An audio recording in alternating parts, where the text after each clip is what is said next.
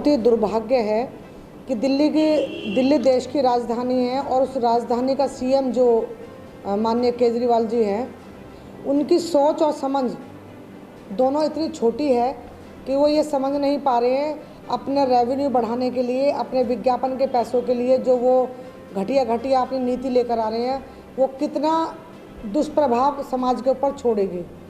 अगर बात करें हम लोग शराब की, तो उनकी जो नई आबकारी नीति आई है उसमें उन्होंने जो शराब परोसने की उम्र है जो 25 से 21 कर दी है। आप समझ सकते हैं कि युवा को वो नशे में धकेल रहे हैं, एक युवा पीढ़ी को। और हम महिलाओं के लिए कितनी दुखदायी बात है, जिसके घर में बच्चा या पति शराब पीता है, उस महिला की आप सोच सकते हैं कि उसकी क्या स्थिति होगी। घर बर्बाद हो रहे हैं पहले से ही, उसके बाद भी इस तरीके की आबकारी नीति लाना दिल्ली में।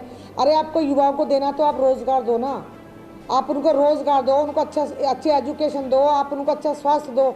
ये शराब का जो आप लोग लेकर आए हैं, ये इतनी घटिया आप लोगों की जो नीति है, जो दिल्ली को बर्बाद करने के लिए आप लोग लेकर आए, आपको शर्म आनी चाहिए इस बात को लेके। और दिल्ली में पानी लोगों को साफ नहीं मिल रहा है, पानी कहीं मिल नहीं रहा है, कहीं साफ नहीं आ रहा है पानी।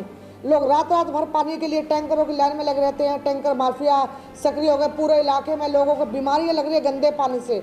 किसी को कैंसर हो रहा है, किसी को पेट में इन्फेक्शन हो रहा है, किसी को कुछ हो रहा है। उसकी चिंता नहीं है केजरीवाल जी को।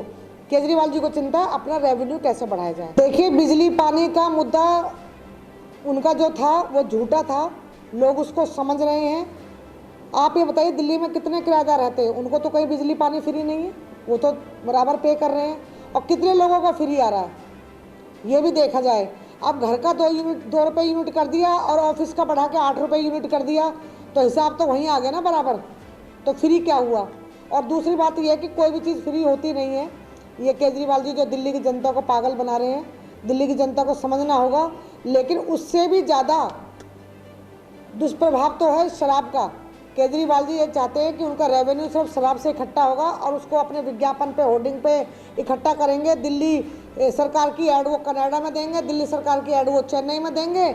और अलग अलग चुनाव इतने महत्वाकांक्षी वो हो गए हैं कि अब दिल्ली की तो उनको चिंता नहीं है, लेकिन उनको यूपी में चुनाव लड़ना है, कभी उनको मध्य प्रदेश में चुनाव लड़ना है।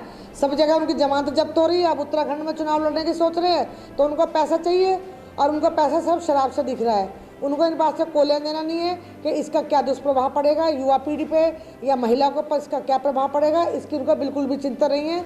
लेकिन दिल्ली की जनता को जागना होगा, समझना होगा।